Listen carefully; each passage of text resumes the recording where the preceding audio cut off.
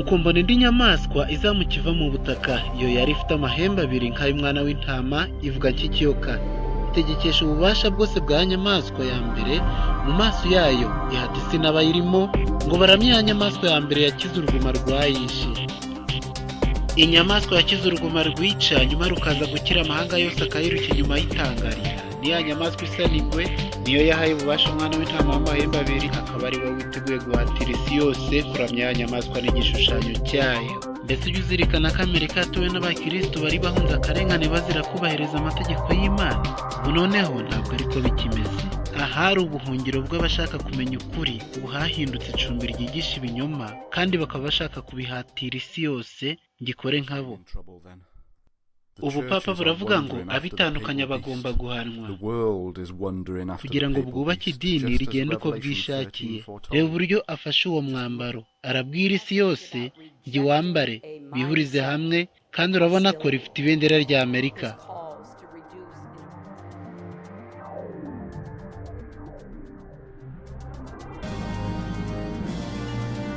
Reka twibutse ko muri Leta Zunze Ubumwe za Amerika muri uyu mwaka wa 2016 habaye amatora hagati ya Hillary Clinton na Donald Trump. Trump akaba ari we wegukanye umwanya wo kuyobora Leta Zunze Ubumwe za Amerika. Ese Trump ni muntu ki?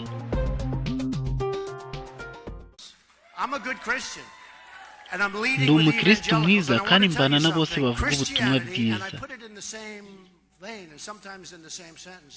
Ubukristo bugiye kugira imbaraga muri iki gihugu. Reka mbisubiremo ko bugiye kugira imbaraga.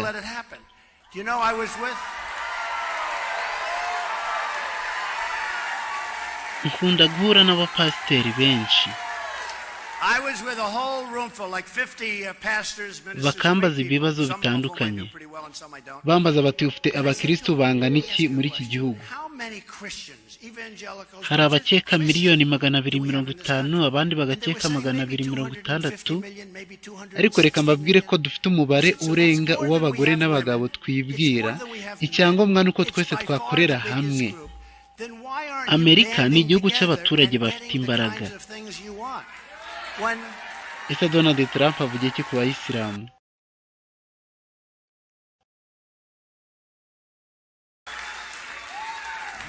Iyo abantu bavuga bati dukeneye imisigiti, turashaka ko n'abayisilamu basenga, ngira ngo ntabwo bazi ibirimo kubera ahangaha.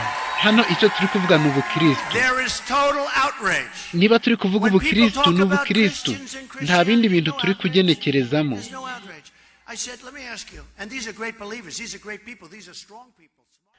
Mu gihe itorero gatolika ry'i Roma rihatira isi yose kuriyoboka, tugomba kumenya ko ari ryo ryimitse Perezida Donald Trump. Avuga ko ari umu evangeliko ariko muri ni umukozi wa Kiliziya Gatolika. Gusa icyo bashaka ni ukubaka idini rimwe ridashingiye kuri Bibiliya, nk'uko byerekanwa muri video yakozwe na Papa Francis. Abantu benshi ku isi bavuga ko hari ibyo bizera. Ibi rero bikaba bigomba kuba ari ibintu biganirwaho mu madini. Ntabwo twarekeraho tutabisengeye kuko dukeneye kwihuza. Umuntu ashobora kuvuga ati nizera Buddha, undi ati nizera Imana, undi ati nizera Kristo, undi ati nanjye nizera Imana Allah. Benshi bizera mu buryo butandukanye. Abantu bashaka Imana banyuze mu nzira zitandukanye. Ni muri ubu buryo rero dukeneye kwihuza. Hari icyo dukeneye, twese turi abana b'Imana. Baravuga bati icyangombwa ni urukundo. Nizera mu rukundo, nizera mu rukundo, nanjye nizera mu rukundo, nanjye nizera mu rukundo. Uku kwezi turashaka ngo tuzasengere iki kintu. Aya masengesho arakenewe hagati y'abagabo n'abagore bizera gutandukanye. Ibi bizabyara amahoro n'ubutabera, kandi nizera ko bizaba. Reka duhurize hamwe. Iyi ngiyi ni video ya Papa Francis yakoze mu mwaka wa 2016. Papa Francis avuga ko urukundo n'ubutabera biruta amategeko, kandi ko abantu bakomeza kuyizirikaho ari abantu bafunga umutwe.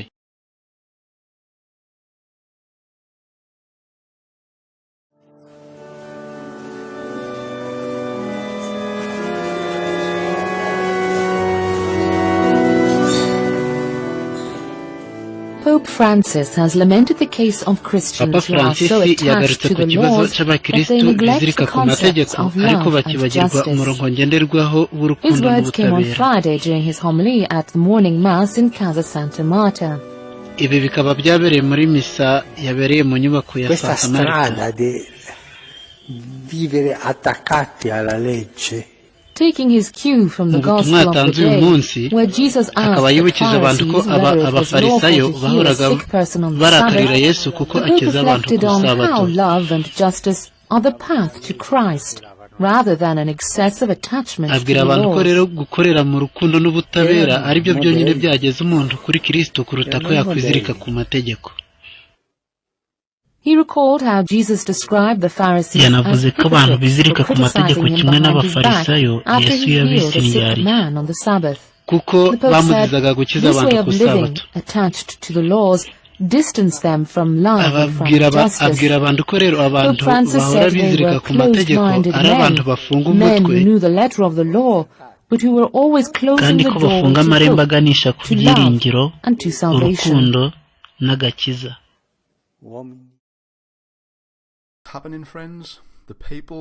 Mu gitabo cy'ibyahishuwe igice cya 13 umurongo wa 3 haravuga ngo amahanga yose aziruka inyuma y'iyo nyamaswa ayitangarira, ariko benshi mu basoma Bibiliya ntibabibona.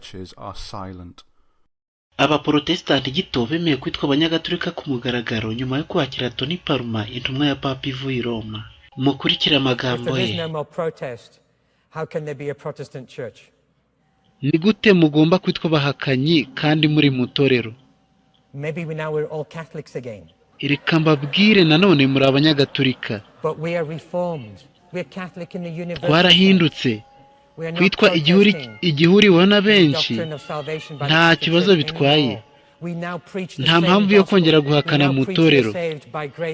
Tubwiriza ubutumwa bumwe. Ijambo ry'Imana gusa. Ubuprotestanti bwararangiye. Abaprotestanti gito nabo ubwabo bashigikiye kugwa kwabo. Mwumve Kenneth Copeland amagambo yavugiye imbere y'iteraniro ry'abaprotestanti bari bahagarariye abandi. Ubu ngubu amatorero ku isi yumva ibintu kimwe, kumva ko umuntu akizwa no kwizera Kristo. Ibyo rero byakuyeho impaka zari maze igihe zishingiye ku gutsindishirizwa zihinduka umuzi w'ubuhakanyi bwa Luteri. Ubuprotestanti bwararangiye.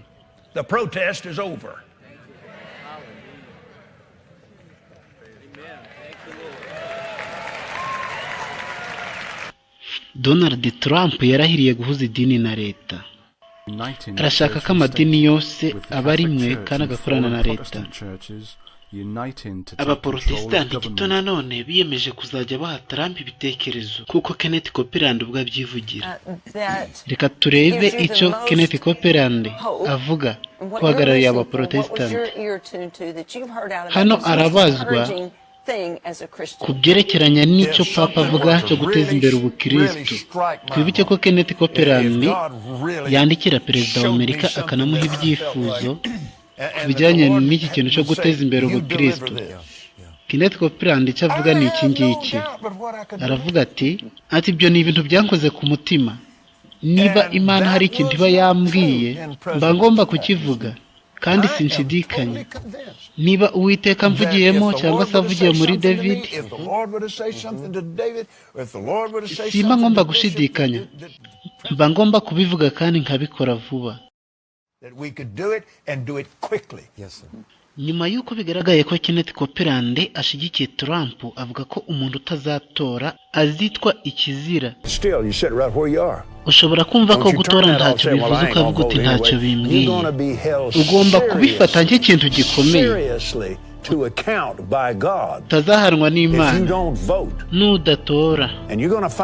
Uzitwa umwicanyi ndetse uzahava Imana ikwita ikizira imbere yayo. Trump na Hillary bashigikiye idini gatolika kuko babigaragaza mu mvugo yabo. reka nshimire abantu turi kumwe bamwe b'abayobozi b'abanyagatolika twicaranye ahangaha kuko batahwemye kubana natwe mu muryango umwe.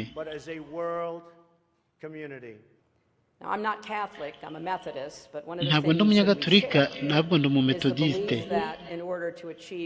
ariko hari icyo twese dusangiye, nuko twese twizera ko umuntu abona agakiza binyuze mu kwizera n'imirimo myiza. Ibyo rero tukaba tubikesha data Papa Francis mu butumwa yaduhaye bwo kwicisha bugufi, ubutumwa yaduhaye bwo guhindura imyumvire, ukuntu aduhamagarira kuba abantu bareshya, ubutumwa yaduhaye bwo kwita ku bidukikije. Ibyo bizatuma twubaka amateme kuruta ko twakubaka inkuta.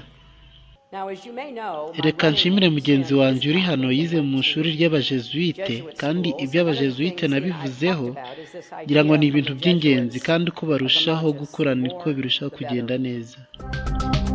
Reka turebe uburyo Trump ashimira idini gatolika, atangira ku byo bakoze muri Amerika. Abanyagatolika baranzwe n'ibikorwa by'ingenzi mu mateka ya Amerika, baranzwe no gukora cyane muri New York, muri California, baranzwe n'ibikorwa byihariye harimo no gufasha abakene. Bubatse amashuri, bigisha miliyoni nyinshi z'abana, byatumye ibikorwa byabo biba indashyikirwa. Mbese mu gihugu cyose usanga baragize uruhare rukomeye rwatumye Amerika itera imbere. Abanyapolitiki benshi uzasanga ari abanyamuryango ba Kiliziya Gatolika. Akaba ariyo mpamvu nanjye niyemeje kuzafatanya nabo kugira ngo twubake indangagaciro za Amerika. Imana ibahe umugisha, Imana ihe umugisha Leta Zunze Ubumwe za Amerika. Amerika tuzahindura igihugu gikomeye. God bless you. God bless the United States of America.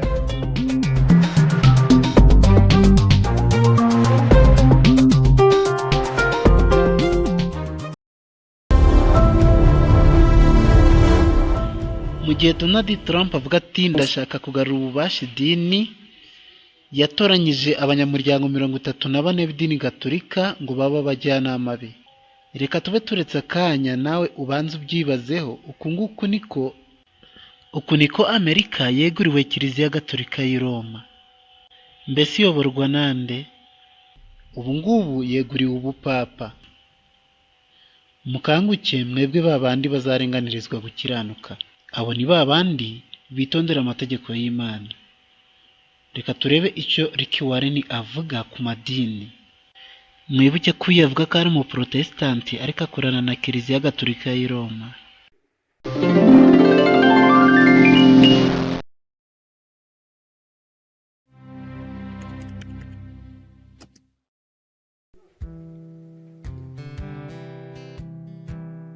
We have far more in common than what divides us. When you talk about Pentecost, turafite byinshi biduhuza biruta ibidutandukanya. Iyo tuvuze abapantekoti, abakarismatike, abaevangeliko, n'abihambira ku mahame ya Bibiliya, abakatolike, n'abametodiste n'abapresbiteriyene, abo bose duhuriye ko twizera ko hazabaho isi nshya, kandi twese twizera Bibiliya, twizera umuzuko, twizera ko agakiza kabonerwa muri Yesu Kristo. Akenshi abaprotestanti batekereza ko abakatolike basenga Mariya nk'indi mana, ariko ntabwo ibyo ari inyigisho y'abakatolike. Hari uburyo abantu babyumva. Hari n'abaprotestanti baza ngo mbese kandi abatagatifu baza batwe, ariko iyo wumvise ibyo basobanura kuri ibyo byose usanga hari byinshi rwose duhuriyeho nabo. Ushobora kuvuga uti nyamara haracyari itandukaniro, ariko ibyo ndagusanga ntubyibazeho. Ikintu cy'ingenzi gikenewe ni uko niba ukunda Yesu tuba turi mu ikipe imwe. Ubumwe ntekereza ko turi gushaka ntabwo ari ubumwe bupfuye kubaho, ahubwo ni ubumwe bwo kugira ngo dukore umurimo. Iyo rero bigeze ku miryango, ndabona turi nk'abakozi bamwe bahuriye mu murima. Abantu benshi bashaka guhagarara ku byo Bibiliya ivuga, bagashaka gutekereza ngo ahari nakwigira. Ndashaka kubwira ko bitashoboka. Itorero rimwe rirakura muri Amerika y'Amajyaruguru, itorero rimwe rirakura muri Aziya, kandi itorero rimwe rirakura muri Afurika. ntabwo ririmo rirakura muri Amerika y'Amajyaruguru cyangwa se mu Buraya, ririmo rirakura ku isi yose. Noneho ugashaka gutekereza ko ibyo nta ngaruka byazana, ariko ndashaka kugira ngo mbabwire ko hari ingaruka ikomeye.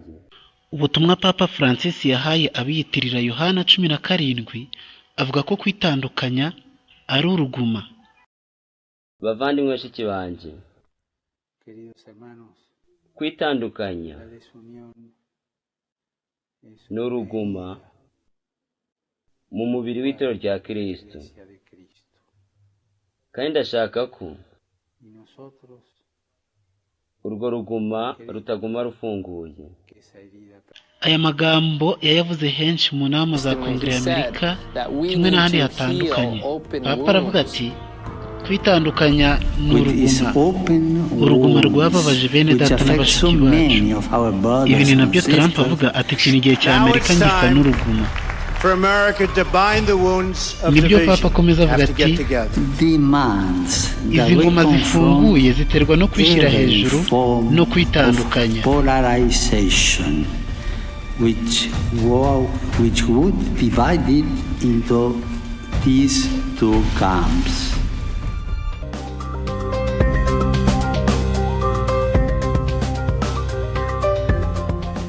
Hano murabona ko atangira atubwira ko kwitandukanya kuri mu matorero y'Abakristo ari uruguma mu mubiri wa Kristo.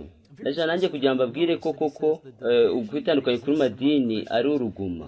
Ibi binyibutsa isomo tubona mu Byahishwe igice cya 13, ngo kandi mbona umwe mu mitwe y'inyamaswa ukomeretsa uruguma rwica, ariko urwo ruguma ruza gukira, ngo kandi isi yose yatangaraga inyamaswa ikayikurikira. Ibyahishwe 13:12 havuga ngo itegekesha ububasha bwose bwa ya nyamaswa ya mbere mu maso yayo, ihata isi n'abayirimo ngo baramye ya nyamaswa ya mbere yakiruza uruguma rwayishe. Iyi ni inyamaswa ya kabiri ivuga Amerika, ngo yateye abantu bose kuramya inyamaswa ya mbere, imwe yakomeretse uruguma rwica ariko rukaza gukira.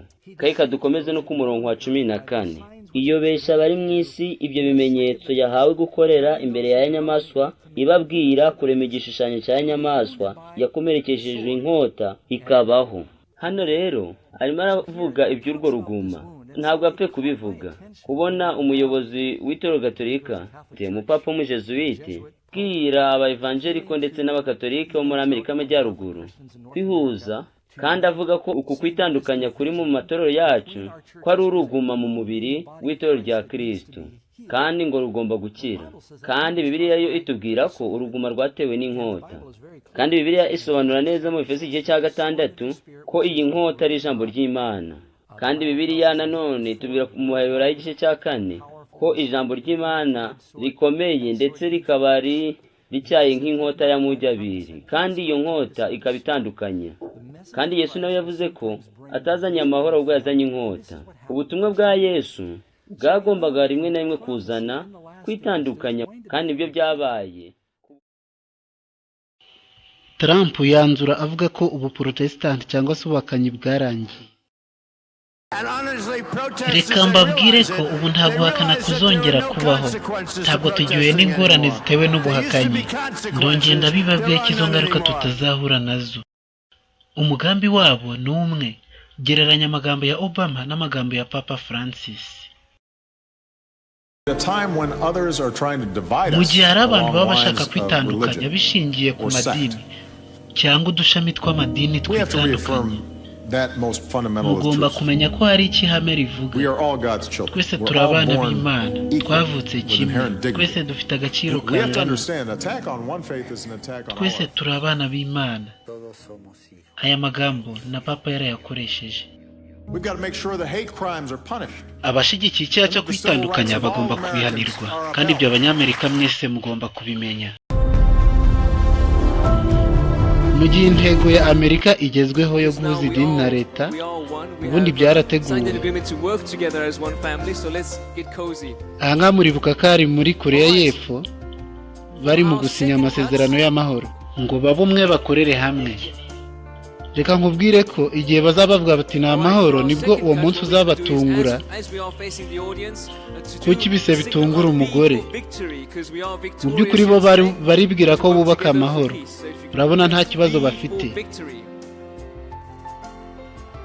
Igihe cyose abantu bashaka kwihuza ngo bice itegeko ry'Imana ntabwo ishobora kubibemerera. Urabona ko hano bandika inyuguti ya V isobanura intsinzi. Uyu mugambi bawutangiye kare ndetse barawukomeje. Urabona ko bageze mu bayisilamu. Icyo Papa abwira abayisilamu ni uko bagomba guhagarika intambara n'umuvurungano uhoraho hagati y'abakirisitu n'abayisilamu. Arashaka ko bihagarara. Particolare preoccupazione desta il fatto che soprattutto a causa di un gruppo estremista. Ku birebana n'abantu bizirika ku mahame n'abakabya mu byo kwizera, ibyo bagomba kubigabanya. I cristiani e i yazidi. Uretse n'ibyo sinaho gusa, Papa Francis yigaruriye ababudiste. Abo bose arashaka ko baba umwe, nyamara Bibiliya iravuga ngo kwizera kumwe.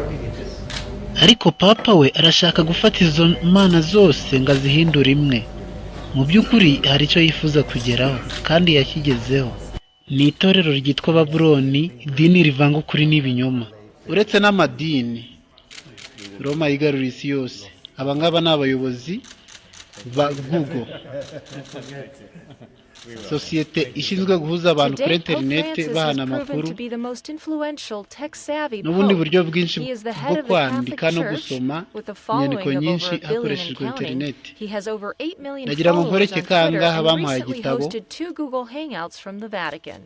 agomba kuzagisoma ageze iwe. Ntabwo tuzi ibirimo. Ahura nabo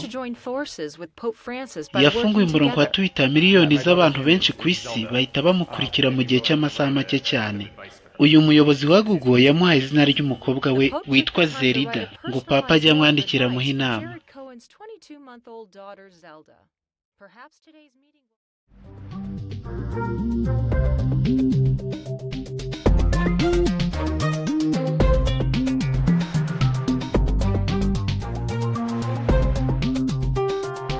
Nuko ibyo nibitangira kubaho, muzararame mwubure imitwe yanyu, kuko gucungurwa kwanyu kuzaba kwenda gusohora.